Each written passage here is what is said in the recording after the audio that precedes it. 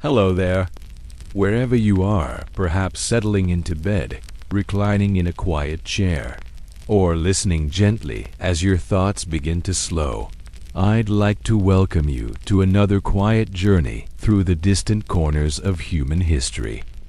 Tonight, we're going back to a time of muddy streets and flickering lamplight, a time of false hope, hard labor, and restless dreams. This is the story of the Gold Rush Boomtowns, those curious, chaotic places that sprang from nothing, ballooned with people and promise, and often disappeared just as quickly. But we won't be rushing. There'll be no stampede here. Together, we'll move slowly through the daily lives of the miners, cooks, gamblers, and newspapermen. We'll meet the figures who made these towns flourish or fall. We'll ponder lost mines, dusty ledgers, and heavy boots caked with weeks of mud. And we'll end, eventually, in the softer corners of this rugged world. In the curtained rooms and creaky beds of those who made lives in a time where everything was uncertain except the night. So, take a breath. Settle in. Let's begin our journey with the simple, difficult, and often disappointing life of a miner in 1849. Imagine yourself waking before dawn, your breath visible in the thin, dry air of a California valley. There's a chill to the morning, even though the sun will soon bring heat that bakes the soil and stirs up the flies. You stretch, stiff from sleep on the rough floor of a canvas tent, or, if you're luckier, a board shack with gaps between the slats wide enough for dust to drift through. Your bed, such as it is little more than a wool blanket laid across some straw or perhaps pine boughs. The scent of smoke and sweat is familiar. It never really leaves.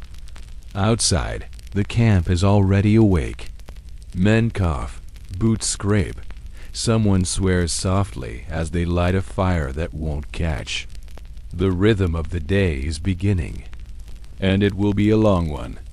You're a miner in the California Gold Rush, not the kind from the stories, the ones who strike it rich with a single shining nugget, but the other kind, the common kind.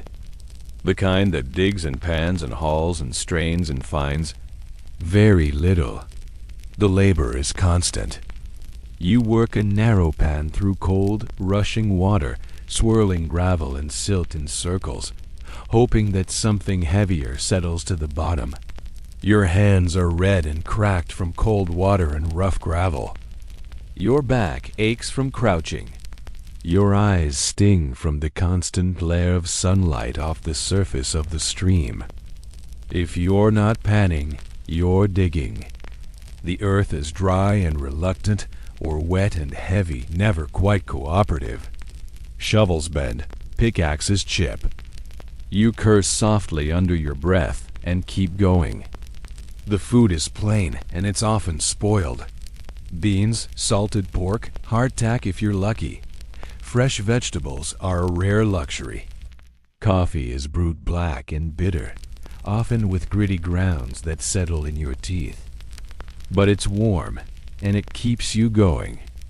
And then there's the hope, the thing that brought you here, that brought everyone here, the golden dream. Each day, you tell yourself, might be the day, but most days are not.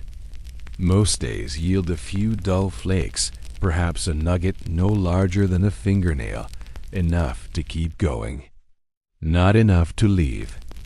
Around you, the camp grows. More tents, more noise. A general store opens, selling shovels, boots, and whiskey at astonishing prices. Some miners abandon the streams and take up trading or gambling instead. Others disappear into the hills, chasing new rumors. Disease spreads easily in the camp fevers, coughs, things that aren't named yet. There are no doctors. A man might lie sweating in his tent for days and then be gone. His tools are quietly taken by someone else. His place by the stream becomes theirs. And still, each day, the rhythm repeats. Wake, walk, dig, hope, sleep. The Gold Rush Boomtown is no place of ease. It is a place of labor and illusion, of people chasing something glittering they may never touch. And yet, they keep going. One more pen, one more dig, one more day. As you wipe the dirt from your face and peer once again into the swirling water, you wonder, is it in there? Probably not. But maybe. Not all who came west in the gold rush were miners.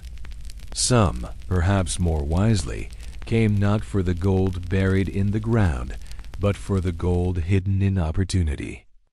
Imagine yourself walking through a bustling San Francisco street in the early 1850s.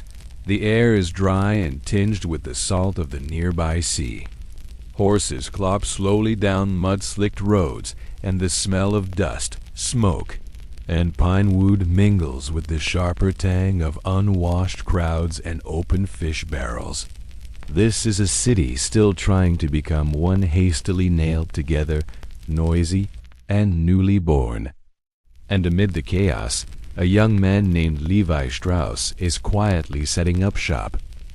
He was born Aldeb Strauss in Buttenheim, Bavaria, in 1829, the youngest of 7 children in a Jewish family. His father, a peddler, died of tuberculosis when Levi was just a boy. Life in Bavaria offered little promise for young Jewish tradesmen, and so, like so many others, Levi and his family sought something better. In 1847, they boarded a ship for New York.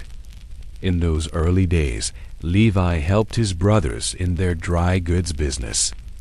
He learned to sell, to observe what people needed, and perhaps more importantly, what they lacked. But by 1853, with the gold rush in full swing and San Francisco exploding with commerce, Levi made a choice. He would go west. Not to mine, but to sell to miners. Picture him as he arrives. Young, composed, his German accent still sharp, but his business sense already well honed. He brings bolts of fabric, rolls of canvas, simple tools, and other basic necessities, none of it glamorous, all of it essential. He is not alone. Dozens, hundreds of other traders crowd the docks and streets of the city. But Levi is observant. He listens. He adapts. And he notices something. The miners, the men working deep in riverbeds and rocky ravines, complain that their clothes wear out far too quickly. The pockets tear, the knees rip. The seams split under the strain of labor. They need something stronger.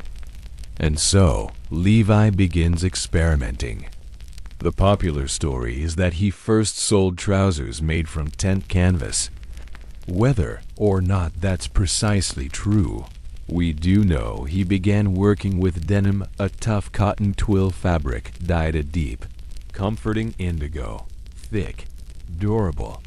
It held up where other pants did not. But the real turning point came with a customer, Jacob Davis, a tailor in Nevada. Davis had the idea to reinforce the weak points of trousers like pockets and seams with small metal rivets. The concept was clever, but Davis needed a business partner to patent and produce it at scale. He turned to Levi Strauss. In 1873, the two men patented the design. Riveted denim work pants were born, and a small innovation quietly reshaped working-class clothing across the American West. But Levi's life wasn't built on a single stroke of genius. It was steady, thoughtful, generous even. He invested in community institutions, donated to orphanages, and remained deeply involved in Jewish charities. He never married. He never mined. He built something solid, something lasting, without the noise and risk of the gold fields. By the time of his death in 1902, Levi Strauss had become one of the most respected men in San Francisco. His name was stitched not only into trousers, but into the fabric of the city itself. And though the gold boom had faded and the feverish towns had begun to vanish, Levi's creation remained. Quietly, practically, enduring. His trousers, those humble riveted work pants, were not glamorous, not golden, but they worked. And they were what the miners needed. And sometimes that's the real treasure. The American West has always held a special place for stories about things that were almost found. Lost lakes, phantom mountains, hidden caves full of treasure. And among these is the quiet, persistent legend of the lost Blue Bucket Mine, a tale that flickers at the edge of memory, always just out of reach. Our story begins not in a gold rush town, but on a trail. The year is 1845. A group of emigrants, men, women, and children, are following the overland route west toward the promise of Oregon. They are exhausted, sunburned, and anxious, guiding heavy wagons over rocky terrain and across dry plains. At some point during their journey, they veer from the main trail. Accounts differ, as such stories often do, but they are likely somewhere in what is now eastern Oregon or possibly even northern California. Their goal? To take what they believed was a shortcut. A decision that would, as so often happened in the wilderness, lead them into difficulty. As the story goes, during a break from travel, a few children from the group go down to a nearby creek to fetch water. They carry with them a blue bucket, the only notable detail preserved with unusual consistency in nearly every version of the story. When the children return, the bucket is filled with pebbles, small, unusually heavy ones. The adults glance at them, remark on the strange weight, and think little more of it. The rocks are dumped out. The journey continues. Only later weeks or months afterward do some members of the group, now settled safely in Oregon, come across a sample of gold ore. And something about it seems familiar. The color, the shape, the weight. Realization, slow and aching, dawns. Those weren't just pebbles. The children, in their innocence, had filled their blue bucket with raw gold. And so the legend begins.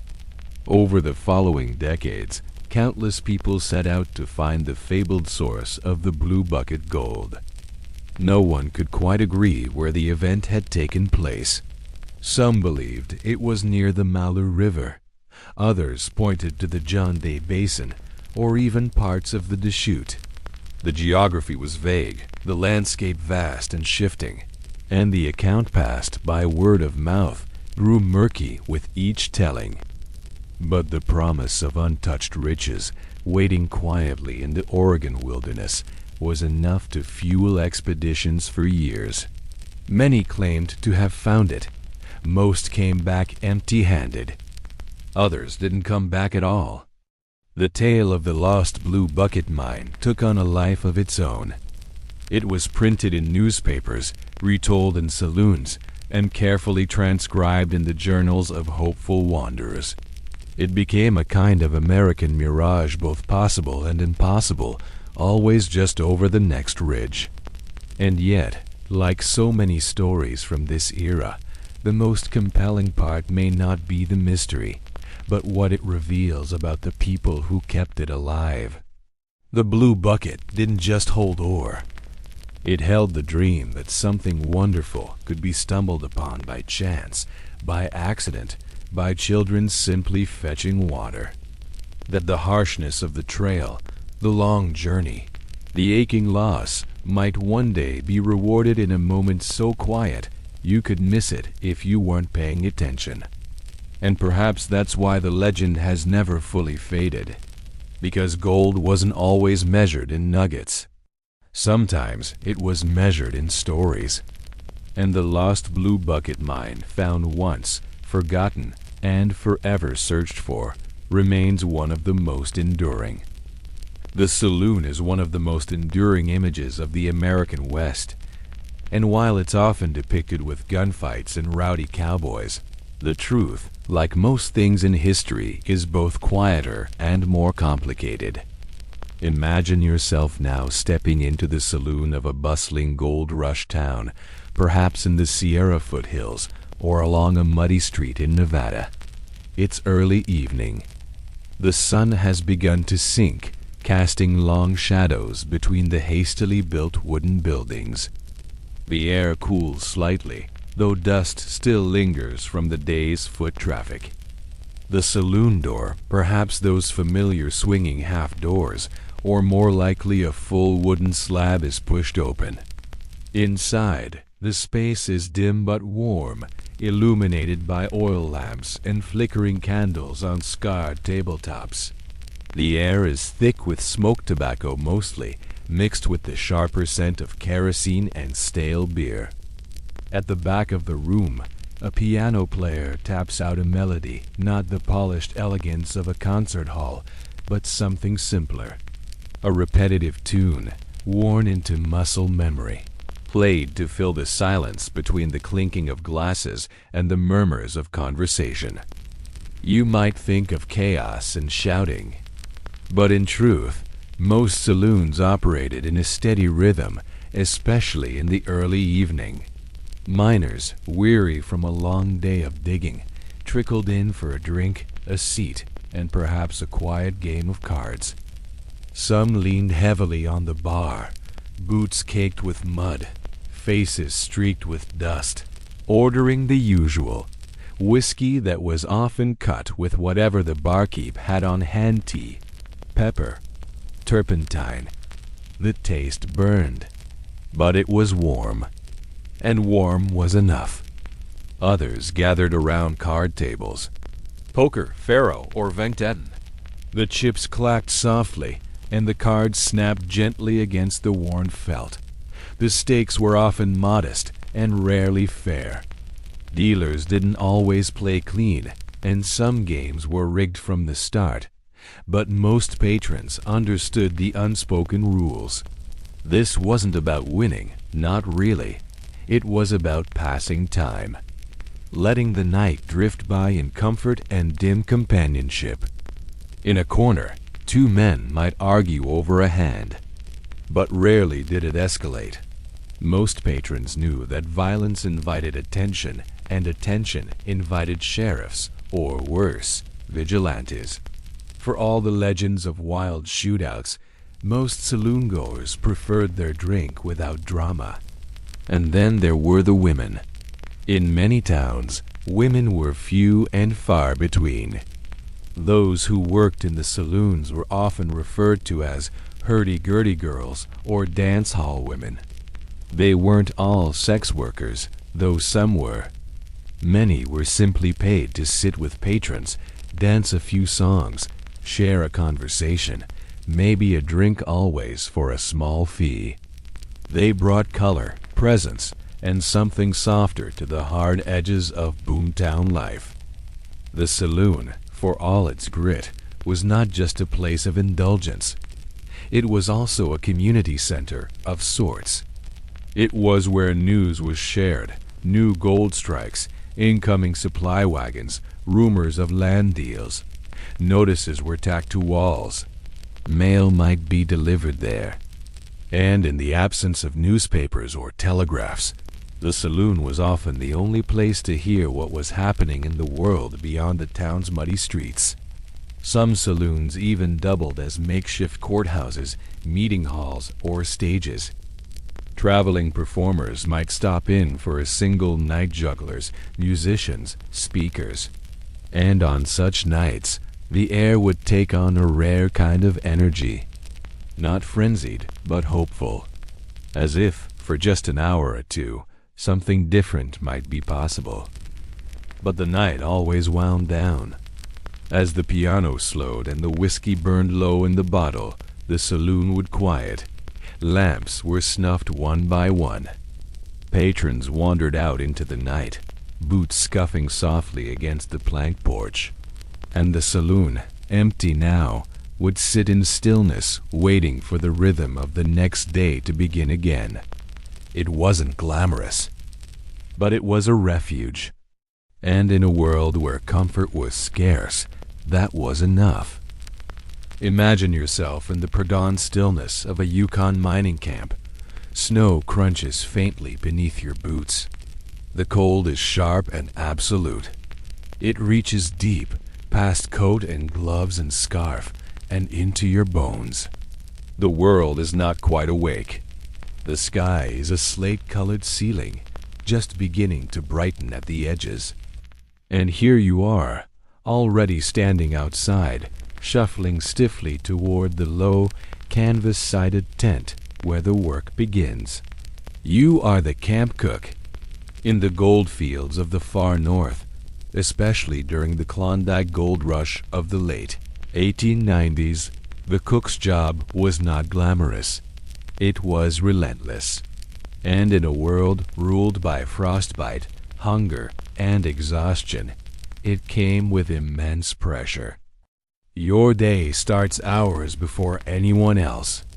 You light the stoves if the fire hasn't gone out completely overnight. Your fingers move clumsily, half frozen, as you nurse the flames back to life with bits of bark and shredded paper. A good fire means hot coffee.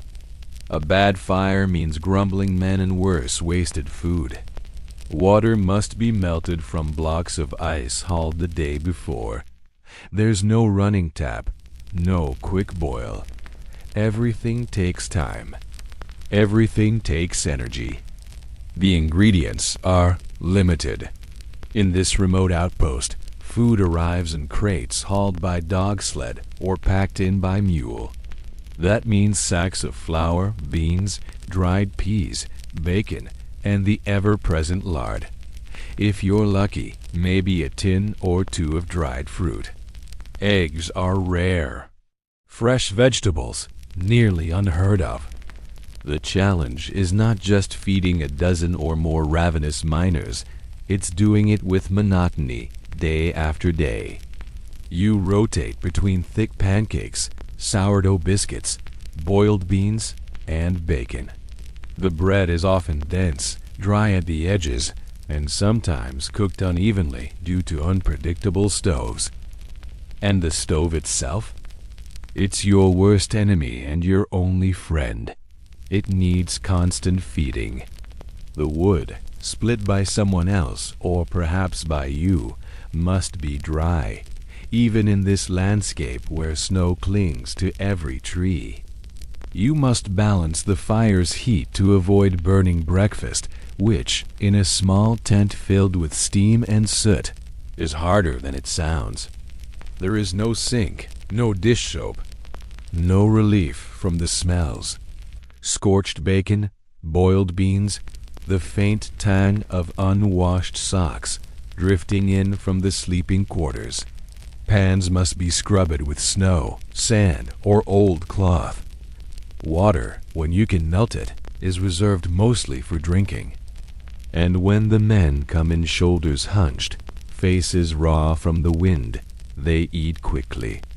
They don't thank you, not always. But they expect the food to be there, hot, hearty, filling.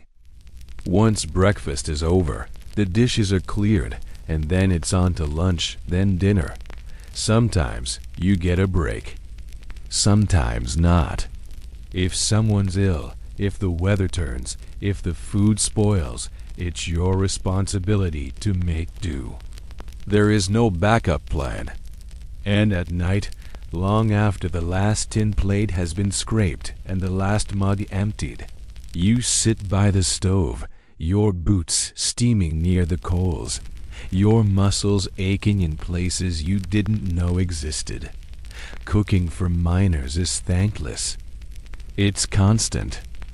And in a place like the Yukon, where temperatures can plunge to 40 below, and the snow never seems to stop it, can feel like you're cooking for survival, not comfort.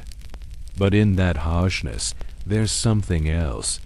You become the heart of the camp. Your fire is the first thing they see in the morning. Your meals are the only warmth between the work and the cold. And though they may not say it out loud, the men know, without the cook, nothing else works.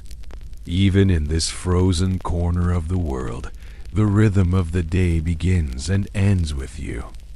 It is easy to imagine gold rush towns as wild but sturdy places, rough-hewn, wooden structures with plank sidewalks, lively saloons, and stores stocked high with picks and coffee beans.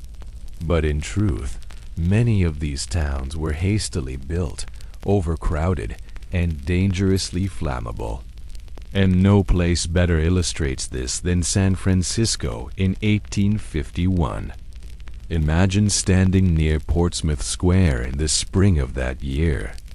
The city is still young, just a few years past its quiet days as a Spanish mission outpost. Now, it's exploding with people. Miners, merchants, immigrants, gamblers, and preachers all crowd its narrow, muddy streets. Shanties lean on warehouses. Tents spill onto hillsides. The air is thick with dust by day and smoke by night. By 1851, the city has already burned several times. Small fires at first, then larger. But the worst is yet to come. The night of May 3rd begins like any other. But as the sky darkens, a single spark somewhere in a paint and upholstery shop on the corner of Kearny and Washington streets escapes containment. Within minutes, flames leap to the rooftops. The wind, strong and steady from the west, fans the fire across blocks of timber and tar paper. In a city made almost entirely of wood, with narrow streets and no organized fire department, the results are swift and devastating. Now, imagine it from the ground. You wake to shouting. Orange flickers dance across your tent walls. The air outside is already choking, heavy with smoke. People run not in panic, not yet, but with urgency. Buckets are filled. Barrels of water are rolled out. Volunteers form ragged lines, tossing water against the flames. But it's too late. The fire is alive. It leaps from roof to roof. It consumes homes, shops, boarding houses, and churches. Whole blocks vanish in the space of an hour. The heat is overwhelming, like standing before the mouth of a furnace. Roofs cave inward. Glass shatters. Crates explode into cinders. Some try to fight it. Others pack what they can and flee. Still others, unable to outrun the flames, simply stand and watch as their livelihoods vanish. In an attempt to halt the blaze, desperate citizens begin to blow up buildings, using kegs of black powder to create fire breaks. The explosions echo across the bay. But even this proves insufficient. The fire keeps coming. By morning, 17 city blocks are gone. Over 1,500 buildings destroyed. The business district is a smoldering shell. The losses are staggering millions of dollars in property, goods, and supplies. And yet, remarkably, few lives are lost. The fire was swift, but people moved quickly. Still, the aftermath is haunting. The city smells of wet ash and scorched canvas. Skeletons of buildings lean against one another. Smoke drifts lazily above ruined storefronts. The once crowded docks are silent. But something strange happens in the days that follow. Rebuilding begins almost immediately. San Franciscans, hardened already by the boom and bust rhythm of gold country, simply roll up their sleeves. Tents go up first, then wooden sheds.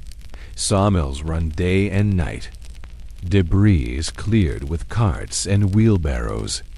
Within a week, some merchants are already open again selling coffee, boots, and lumber for rebuilding.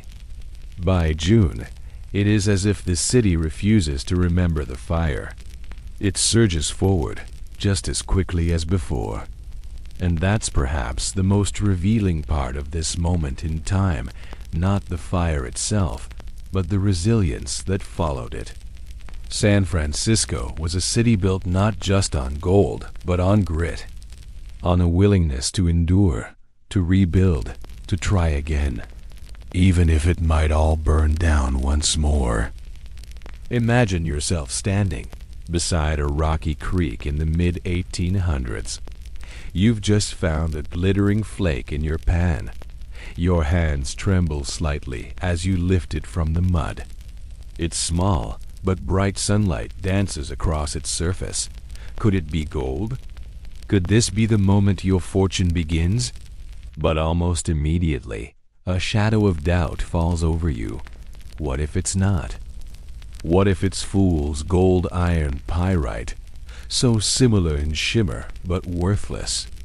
In the goldfields, the difference could mean everything.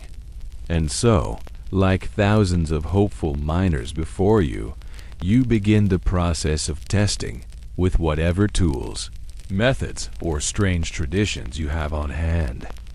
The science of gold testing in the 19th century was a curious blend of chemistry, folklore, and desperation. Formal assays existed, of course, but in a remote mining camp, miles from the nearest laboratory, miners relied on simpler means. One of the most common? Biting it. Gold is soft, much softer than pyrite or quartz. A light bite would leave faint tooth marks on a real gold nugget, while fool's gold would resist, often crumbling or remaining hard. It was crude, unsanitary, and often unreliable, especially with flakes or gold mixed in quartz. Still, the bite test became iconic. If a miner was lucky enough to reach a larger town, he might visit an assayer, someone trained in more advanced methods. These men worked in dusty backrooms, surrounded by scales, crucibles, and bottles of strange, acrid-smelling liquids. One of the simplest tools of their trade, nitric acid. A drop placed on the sample would fizz and react with many imposters. Pyrite, copper, even certain types of brass all would respond. But real gold was chemically inert. It would sit calmly, unaffected by the acid. A little island of certainty in a sea of hopeful guesses. Other methods were more theatrical. Some miners would heat their samples over a flame. Real gold would melt at a low, consistent temperature, bright, buttery, and unmistakable. Fool's gold, by contrast, might spark or shatter. Still, others carried tiny touchstones, flat, dark stones, against which the sample was rubbed. The mark it left, when treated with acid, could indicate gold content. These were often used by traveling traders or buyers who needed to make quick judgments. But not all testing was scientific. In boomtowns, where rumor often replaced reason, you'd hear all kinds of claims. Some believed that holding gold in your palm for a while would warm it faster than other metals.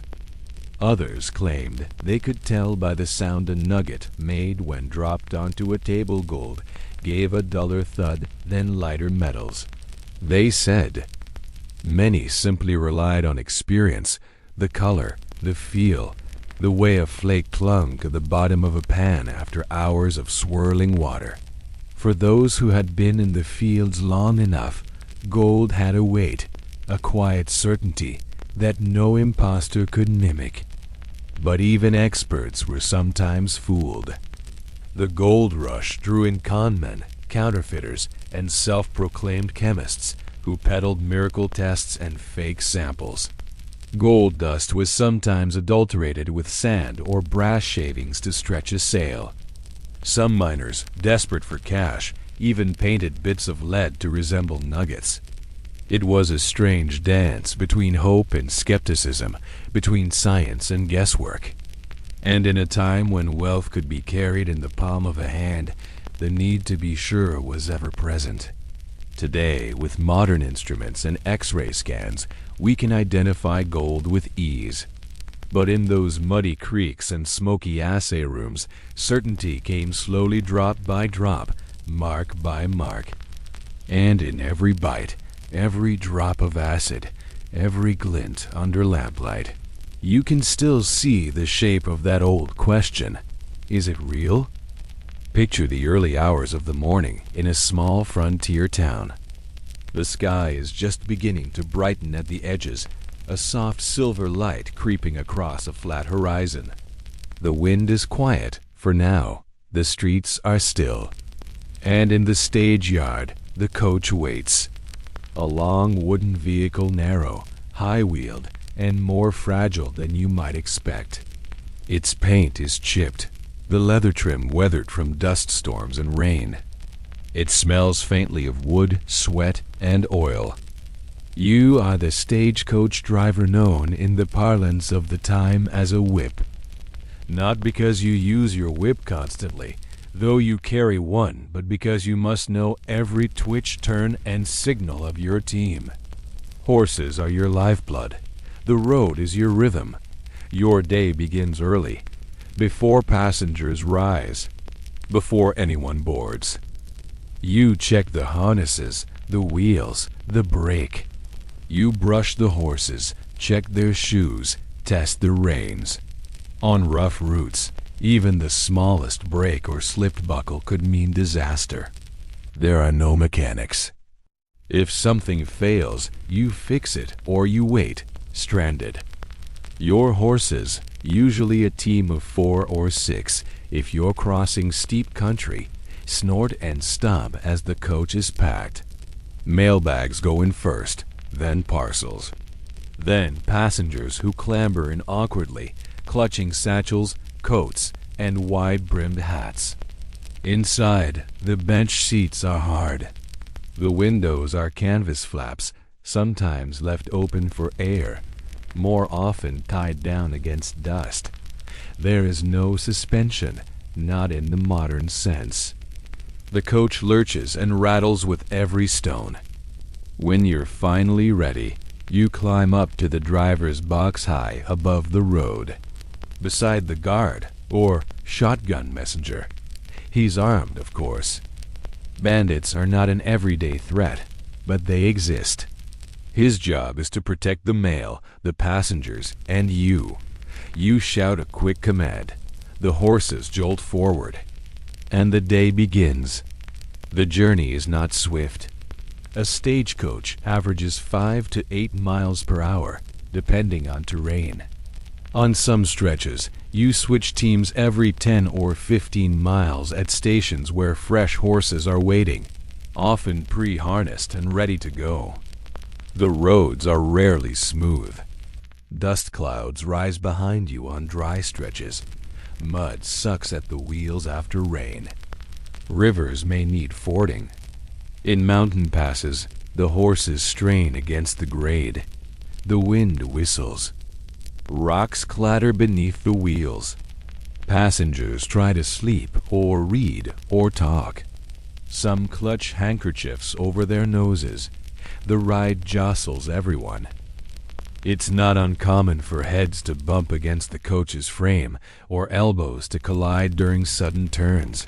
You remain focused, eyes scanning the trail, hands steady on the reins. You watch the horses constantly feeling the pull, listening for changes in breath, sensing when one begins to falter. You know their personalities, the eager one on the front right, the stubborn one at rear left. You adjust without thinking. At midday, you stop to rest. A quick meal, hardtack, cold beans, coffee if it's available. You stretch your legs. Check the wheels. Examine the harnesses again. Then you press on. The day is long. You cross canyons, rattling over wooden trestle bridges. You pass quiet towns, lone cabins, and long stretches of wilderness where the only sounds are birds, wind, and the steady clop of hooves. Rain might come. The passengers shift under oilcloths. You pull your hat lower, squinting into the storm. The road becomes slick, but you drive on. Evening settles slowly. Shadows grow long across the trail. Somewhere in the distance, wolves begin to howl. Your guard shifts in his seat, scanning the ridgeline. At last, you pull into the next station. Your arms ache. Your clothes are stiff with sweat and dust. The horses are led away. The passengers step down, sore and silent. You dismount, pat the horses one last time, and begin the process of preparing for the next leg. Because tomorrow, you'll do it again. The life of a stagecoach driver is not heroic. It's repetitive, demanding, and deeply solitary. But in a land still carving roads through rock and forest, drivers are lifelines. Without them, there is no mail, no movement, no connection between distant places, just silence. And so, the next day, when the sky begins to lighten, you'll climb back into the box, take up the reins, and drive on. Close your eyes and imagine yourself once again on a hillside near a river in 1850s California. The sound of water rushing over stones, the clink of metal pans, the occasional shout of success or disappointment. And scattered along the riverbanks, slightly apart from the others, are clusters of Chinese miners. Dressed in linen tunics, broad-brimmed straw hats to block the sun, sleeves rolled high. They work in rhythm quiet, efficient, focused. They are thousands of miles from home.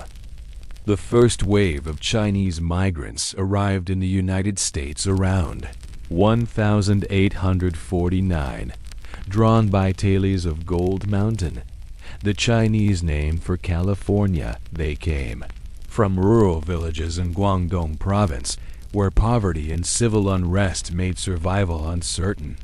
They did not come with delusions of sudden wealth.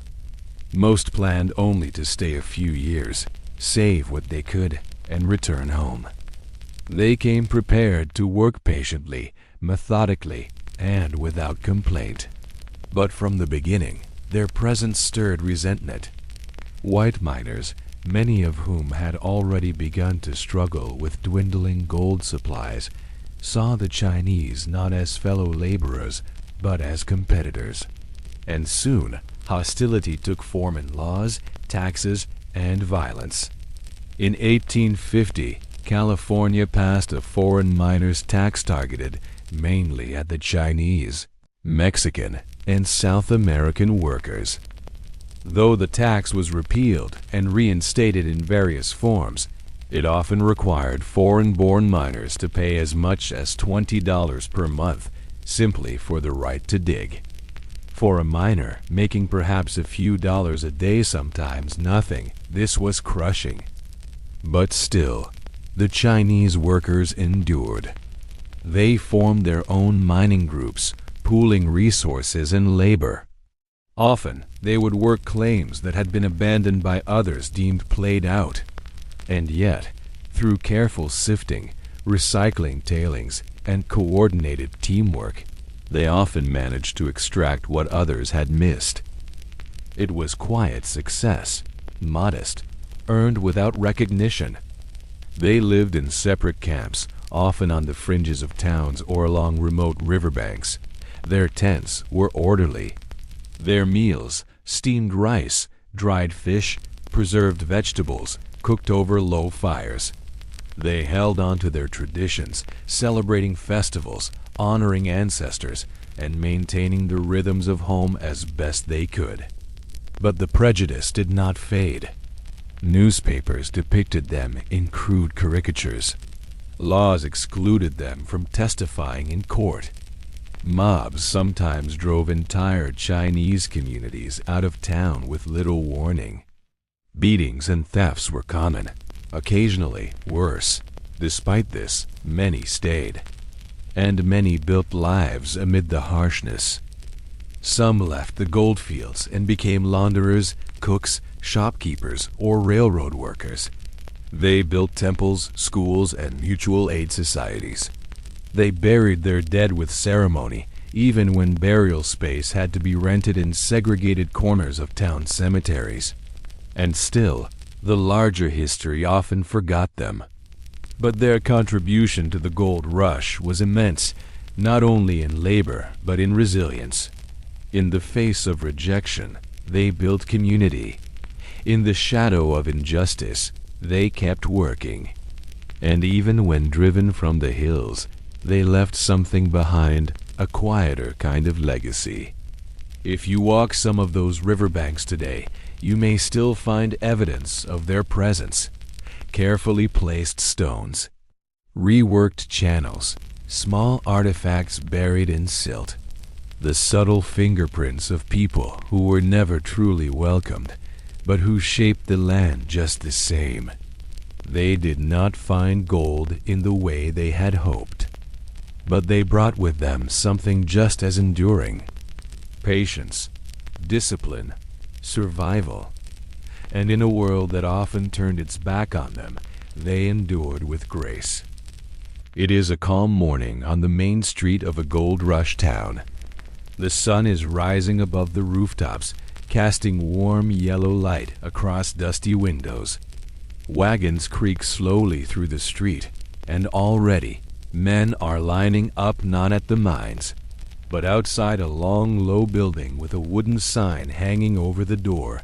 The sign might read, "Dry Goods and Provisions," or simply, "Store." Inside, the air is cool and crowded. There is no music, no luxury, just the scent of cloth, flour, lamp oil, and leather. Behind the counter, beneath shelves stacked with every imaginable necessity, stands the merchant. Not a miner, not a gambler, but in many ways, the one person most likely to get rich in a boom town.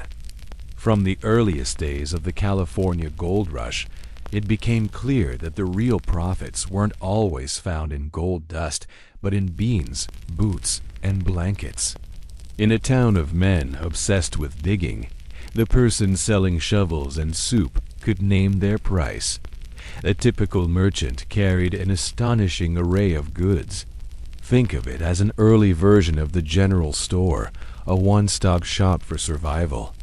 Flour in canvas sacks, pickled eggs in jars, coffee beans by the pound, long rolls of fabric, buckets, candles, tin plates, rope, whiskey, tobacco, dried peaches, sugar, and salt tools of every kind, hammers, pans, chisels, and, always, boots. The roads tore them apart quickly. Prices were high, very high. In 1850s California, a single egg could cost the equivalent of several dollars in today's money. A shovel might cost 5 to 10 times what it would back east. And people paid, because they had no choice. Merchants were often practical and alert, always watching which goods sold fastest, which trends were rising. If a flood damaged the supply routes, they raised prices. If rumors of a new strike brought a wave of new arrivals, they ordered more stock. Some merchants stayed behind their counters. Others grew more ambitious. They bought property, opened second shops, partnered with shippers, invested in freighting companies, or bought up land near future town sites. And a few became legends. Levi Strauss, for instance, didn't pan for gold.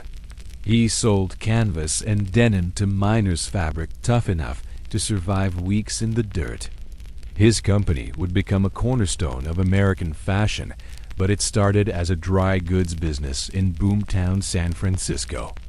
Another name was Samuel Brannan. When gold was first discovered, Brannan didn't rush to the hills. He bought every pickaxe and pan he could find in the city, then stood in the streets shouting about gold to stir up excitement. As the miners stampeded inland, he sold them the tools at enormous markups. He became California's first millionaire. Still, most merchants were quieter folk. People who came not to strike it rich, but to make a steady living.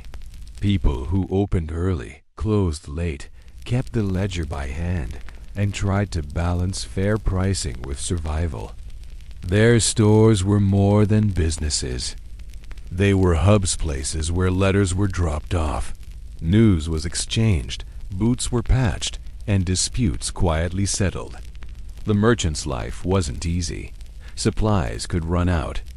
Robberies happened. Fires could erase everything. And in a boom and bust economy, today's fortune could become tomorrow's debt. But compared to the grueling uncertainty of prospecting, it offered something else: stability. A roof, a regular income, a chance to build something lasting.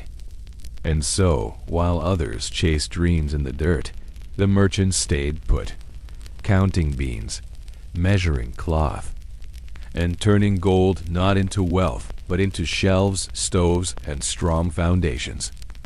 In the chaotic sprawl of gold rush towns, amid the noise of hammers and hooves, the echo of a piano in a saloon, and the clink of whiskey glasses, there was also something softer, faint church bells, or the gentle murmur of a hymn drifting out from a tent with a wooden cross. Religion followed the gold rush, not always loudly, and not always successfully, but with quiet determination. Where prospectors went, so too did preachers, missionaries, and lay ministers. They came not to dig, but to heal, to guide, to build something more lasting than wealth. Imagine, if you will, a small, makeshift chapel at the edge of a dusty town. The walls are canvas or rough timber, and the benches inside are just planks balanced on stumps. A borrowed Bible rests on a crate-turned pulpit. There may not be a cross on the wall, just a lantern and a cup of water. Still, on a Sunday morning, a small group gathers. Some are devout, having carried their faith with them across mountains and oceans. Others come from curiosity, loneliness, or habit. A few slip in after a long Saturday night, hoping for a moment of calm. The preacher stands hat in hand, coat patched at the elbow, and begins to speak. He does not thunder from the pulpit. He talks plainly, quietly, of temptation, of forgiveness, of home. He reads aloud from Psalms. A woman with a worn shawl leads a hymn in a wavering voice. There are no stained glass windows, no polished pews. Just a hush and a space to remember something gentler. Some towns had Catholic priests, others Protestant ministers, Jewish rabbis, or even Buddhist monks, depending on the population. In towns with Chinese workers, small altars were built to honor ancestors, set up in corners of bunkhouses or behind kitchens. Missionaries ventured out to mining camps and indigenous villages, traveling on foot or by mule. They brought tracts, scriptures, and sometimes food or medicine. Some were compassionate, others overzealous. A few tried to teach reading and writing. Others focused on conversion, often with mixed results. In the more established towns, churches were eventually built from lumber, painted white, and trimmed with simple steeples. They doubled as schools, meeting halls, and shelters in winter storms. But religion in the gold fields was never simple. Many miners distrusted clergy, viewing them as outsiders or moralizers. Others felt that faith had no place in the dirty, often violent world of gold mining. And yet, when illness struck, or when a child died in a mining camp, it was often the minister or priest who was called for, if not for doctrine, then for comfort. Moral reformers also arrived, often women. They came to run missions, open temperance halls, or create homes for fallen women. These spaces offered support to women working in saloons or brothels, offering lodging, sewing jobs, or prayer. Some accepted the help, others resisted. But the effort was there, a quiet countercurrent to the louder rhythms of gold country life. In some towns, spiritual life and secular life coexisted uneasily. On one corner, a saloon, on the next, a chapel. Saturday night might end in gambling. Sunday morning might begin in prayer. For many, these contradictions were simply part of life. Because in a world as unpredictable as a gold rush town, faith offered structure, a reason to rest one day a week, a reminder of home, a promise that something larger existed beyond gold dust and timber shacks. These churches and missions were not grand, but they were anchoring points, places where weary miners could sit in silence, where songs were sung without instruments, where forgiveness was offered quietly, without much ceremony. In time, some of these simple wooden chapels would become the oldest surviving buildings in their towns. Others vanished entirely, their locations marked only by memories or by a rusted bell left lying in the grass. Yet the spirit they carried of comfort, of conscience, of calm remained. Not in the gold taken from the earth, but in the words whispered over it. Imagine yourself standing in a mining camp at midday. The air is dry and the sun rests high overhead. Around you, men dig, haul, and panmost dressed in the uniform of hard labor, coarse shirts, suspenders, and boots caked in dust. Fashion in the traditional sense seems absent here. There are no gowns, no lace, no polished shoes. But look a little closer and you'll find a world of careful choices, practical adaptations, and quiet signals stitched into every cuff and collar. In the earliest days of the California Gold Rush, most newcomers arrived wearing whatever they had at home. For East Coast Americans, that meant wool trousers, linen shirts, and perhaps a tailcoat. For European immigrants, loose peasant blouses and canvas work pants were common. Chinese miners often wore homespun tunics, blue sashes, and cloth shoes reinforced with straw soles. But the gold fields demanded something different. Within weeks of arrival, most miners abandoned fashion in favor of function. Trousers tore on brambles and rocks. Dress shoes fell apart in the mud. Starched collars melted in the heat.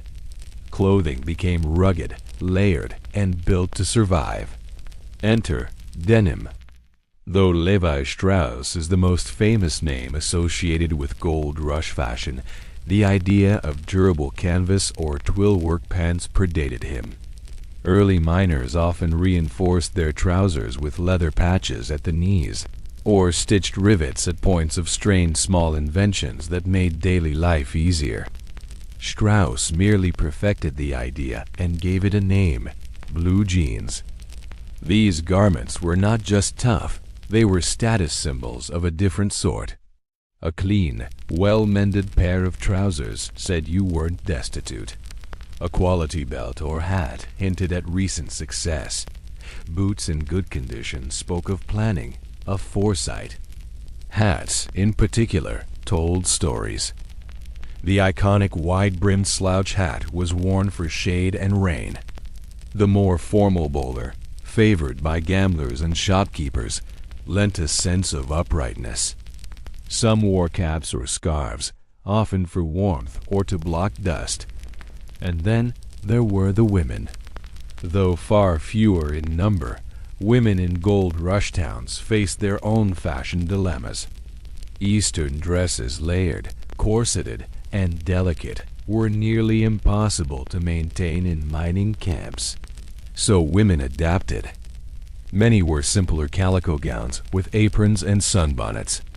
Those who worked as cooks, laundresses, or merchants often shortened their skirts and wore boots instead of slippers. Some adopted trousers under skirts for added warmth and modesty. Chinese women wore traditional silk jackets, sometimes embroidered with subtle patterns, even when the fabric faded. And not all clothing was what it seemed. In some cases, disguise became survival. A small number of women dressed as men to gain access to mines or protection while traveling. In such attire, they could pass through towns unnoticed, safer from unwanted attention. Others worked in male-dominated trades under assumed identities, revealing their true gender only years later, if at all. Similarly, outlaws and gamblers often dressed far above their station, wearing suits and cravats in the saloon to project wealth they didn't have. Swindlers arrived in dusty clothes and rags, then changed into polished boots and satin waistcoats when playing the part of a gentleman. In these towns, clothing was a kind of armor against the elements, yes, but also against judgment. It hid poverty. It suggested success. It helped blend in, or helped one stand out. And despite the grime and dust, fashion still evolved. As towns stabilized, tailors opened shops, and catalogs arrived by ship or rail, offering patterns from New York and Paris. Some merchants stocked ribbons and perfume. A few even sold corsets and crinolines, though few could afford or wear such things comfortably. But more than anything, the clothing of the goldfields tells us this.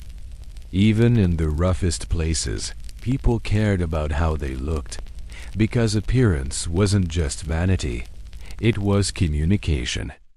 A miner's rolled sleeves, a laundress's apron tied tight, a gambler's gleaming boots, a preacher's clean collar. Each told you something. Each helped shape identity in a world still being built from scratch. Picture a gold rush town at dusk. The main street is quiet now, save for the clink of glasses in the saloon and the low murmur of voices. A lantern swings from a post. The sheriff's office, if there is one, may be no more than a small cabin with a desk, a cot, and a single set of rusted manacles. And somewhere, not far away, a crime has just been committed. A stolen horse, a rigged card game, a robbery gone wrong. Maybe something worse. Now ask yourself, who's in charge of justice? In the earliest days of the gold rush, the answer was often no one. The rush of people into places like California and the Yukon far outpaced the creation of formal law enforcement. Towns sprang up overnight, and the nearest judge or constable might be hundreds of miles away. In the absence of formal courts, people did what they had always done when no one was watching. They made their own rules. Some towns held informal trials. A jury of local men, a hastily assembled crowd, and a judge who might also run the general store. The rules were inconsistent, the punishment swift. Fines, public shaming, banishment, or in more serious cases execution. This was rough justice, born of necessity, fear, and a strong desire to protect property and reputation. But soon, a more organized, though no less unsettling form of justice emerged: vigilante committees. In San Francisco, for example, the Committee of Vigilance was formed in 1851, and again in 1856. These groups were composed of concerned citizens, merchants, clerks, former soldiers who felt the official legal system was too slow, too corrupt, or too ineffective to keep order. They set up their own courts, held secret meetings, conducted surveillance, and carried out punishments, including hangings, without appeal. It was, to many, a form of communal protection. But it was also deeply dangerous. Because when justice is carried out in the absence of law, it is shaped by fear, anger, and assumption. Accusations could come with no evidence. A wrong look, a whispered rumor, or a past debt could put someone's life at risk. Ethnic minorities, particularly Chinese immigrants, Mexicans, and Native Americans, were especially vulnerable. Rarely allowed to testify, frequently targeted, and often denied even the pretense of due process. Yet the vigilantes were sometimes celebrated. In towns plagued by theft, murder, or fraud, they were seen as heroes, men who took action when no one else would. But what kind of justice is born in the dark? Many towns eventually did develop formal systems. Sheriffs were elected. Courthouses were built. Jails, tiny, drafty, and often escape-prone, were constructed. Some towns brought in circuit judges who rode from settlement to settlement hearing cases by lamplight in dusty rooms. Even so, justice remained inconsistent. A well-dressed merchant might be let off with a warning. A poor drifter might face harsh punishment for a similar offense. And where gold was concerned, loyalties shifted quickly. Gamblers were sometimes welcomed as entertainment, other times run out of town. Saloon owners might be respected or reviled. Laws were often written on the fly, posted to the wall of a tavern, then changed the next week. Punishments ranged from the symbolic like placing a sign around someone's neck and parading them through town to the severe, whipping, branding, or public hanging. All were carried out with a disturbing blend of ceremony and spontaneity. Still, in the minds of many, justice, however imperfect, was a necessity. Something to hold chaos at bay. Something to remind people that even in the wilderness, some line must be drawn. Over time, as towns grew into cities and states were formed, vigilante justice faded. Formal courts, proper trials, and official law enforcement took its place. But the legacy of that era lingers. In old journals and frontier newspapers, you can find the names of men tried and sentenced by committees. The records are sparse, the evidence thin, the punishments final. And in quiet cemeteries at the edges of boomtowns, there are graves marked with little more than a date and the word hanged. In the end, boomtown justice was not about right and wrong, but about control. And where gold was concerned, people did what they thought they had to, even if no one was left to answer for it afterward. Imagine the inside of a boarding house in a gold rush town, not a grand hotel, but a long wooden structure with narrow walls, low ceilings, and floors that creak with every step. The light is dim, filtered through worn curtains. Somewhere, a kettle whistles faintly, and the air carries the comforting scent of soap, old wood, and bread crusts. This is where many lived, not in tents or lean-tos, but in the shared domestic spaces cobbled together by necessity and care. Boarding houses were among the first semi-permanent buildings to appear in a boomtown. Run by widows, entrepreneurial women, or families looking for steady income, they offered something that most miners desperately missed: a bed, a roof, and a meal.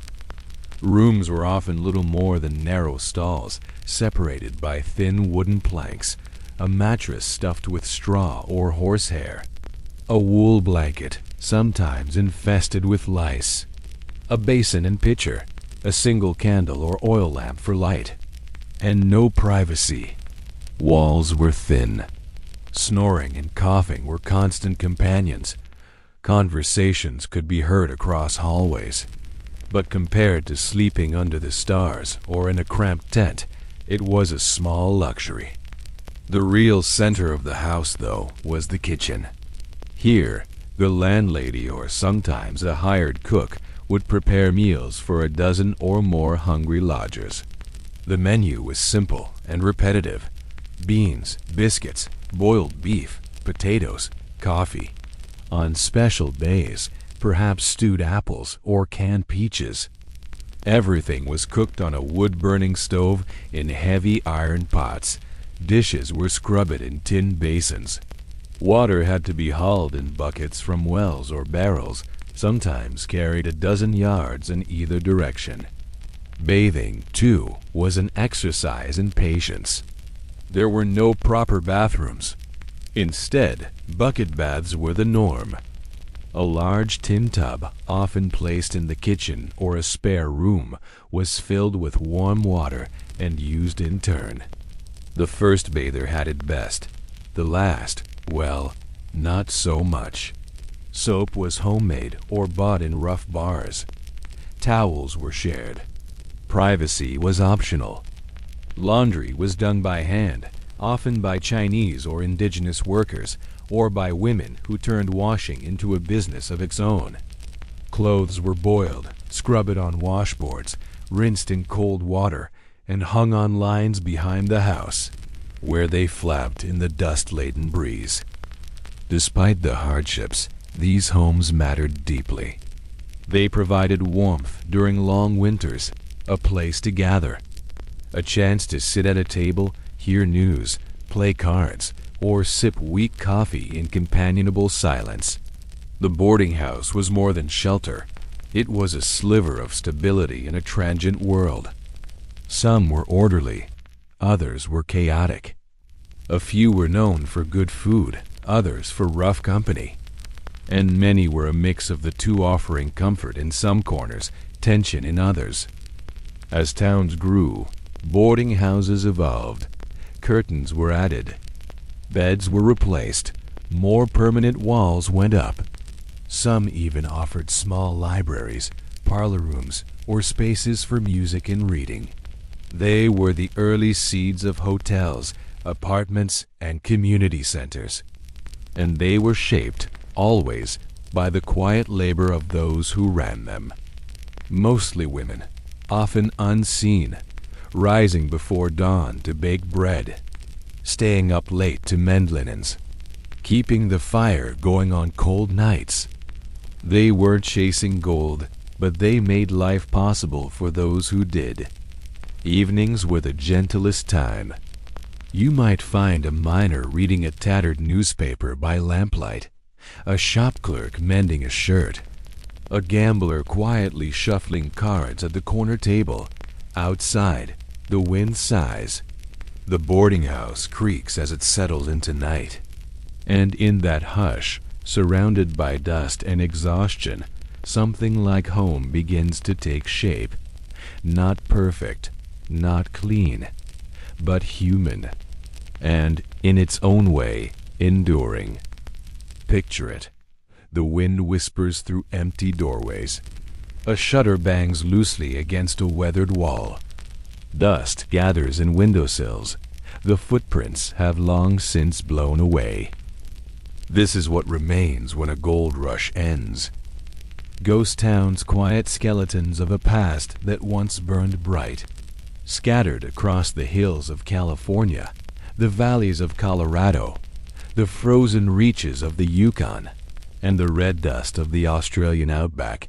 These are the faded remains of once thriving boomtowns that blinked into existence with gold and faded just as quickly when the gold was gone. Some towns lasted only a year or two. Others endured for a generation, but the story is always the same. Gold was discovered. People arrived. Life exploded. Then, it all vanished. Imagine walking the empty main street of such a town. The wooden sidewalks sag with age. The buildings, many of them still standing, lean inward like tired shoulders. A saloon door hangs crooked. Inside, a few broken bottles, the outlines of tables long removed. In the corner, a faded piano with no keys left to play. The schoolhouse still holds a chalkboard, scratched faintly with sums from a lesson taught 130 years ago. A single rusted boot rests in the dust beside the hearth of a collapsed boarding house. And in the small cemetery at the edge of town, wooden markers tilt in the dry ground, some still legible, most not. The names worn away, the stories forgotten. This, too, is part of Gold Rush life, the afterlife of ambition. As the veins dried up or became too difficult to mine, people left. Some simply packed up what they could and walked away. Others tried to stay, shifting to ranching, farming, or freighting. But without gold, most towns lost their lifeblood. Stores closed. Stages stopped arriving. Saloons emptied. And what had once been a place of noise and promise became a memory in timber and dust. Some towns were dismantled, their lumber hauled away and reused elsewhere. Others burned in fires and were never rebuilt. But many remain, standing silently against the backdrop of hills and time. And not all who stayed did so voluntarily. In some places, graves outnumbered living souls long before the towns were abandoned. Epidemics, mining accidents, harsh winters, or violence claimed many who came chasing dreams. Their final resting places became part of the land itself. Yet these ghost towns, for all their stillness, still speak. Not with voices, but with details. The worn floorboards of a post office, a rusty frying pan left beside a cold hearth, a faded ledger on a cracked desk. Each item a trace of someone's ordinary day, someone's hopes, someone's version of home.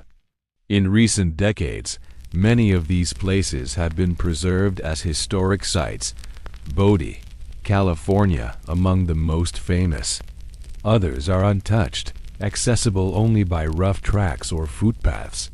Travelers who find them often describe a strange sensation, the sense that people just stepped out moments ago, though it's been 100 years. And maybe that's the most enduring truth about the gold rush. It wasn't just about wealth or fortune. It was about people trying to shape something out of dust, out of luck, out of sheer will. And even when they left, something stayed behind. A kind of echo. A reminder that even the loudest chapters of history eventually fall quiet. But in that silence, if you listen closely, you can still hear the creak of wagon wheels, the distant ring of a hammer, the low murmur of a miner's voice, not gone, just resting. And so, as we close our journey through life in a Gold Rush Boomtown, may we carry a final thought, that beneath the frenzy, the hardship, and the gold itself, it was always about people. Ordinary people, in an extraordinary moment in time. Their stories fading gently into the hills. As you rest now, the bustling boomtown fades quietly behind you. The saloons close. The pans fall still. The smoke from the boarding house chimney curls slowly into a darkening sky. You've walked the length of this gold rush world, felt the rough linen of a miner's shirt, heard the quiet crackle of firelight in a cold cab, tasted the dry biscuits and gritty coffee of another time. And now, those voices drift into silence. Because, like all intense chapters in human history, the gold rush could not last. It was always fleeting, fueled by hope, worn down by labor, and eventually surrendered to time. But the stories remain, not loud or triumphant, but buried in small things, a cracked teacup, a faded photograph, a child's handwriting in a forgotten schoolbook.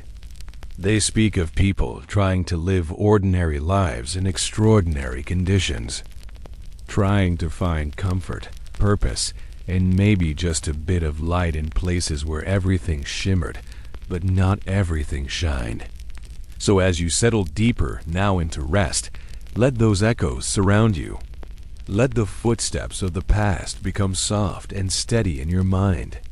Let the gold fields fade into twilight. The noise is gone. The dust has settled, and what's left behind is quiet. You're no longer panning, no longer digging, only breathing gently, slowly. The boomtown has gone to sleep. And so, perhaps, should you. Good night.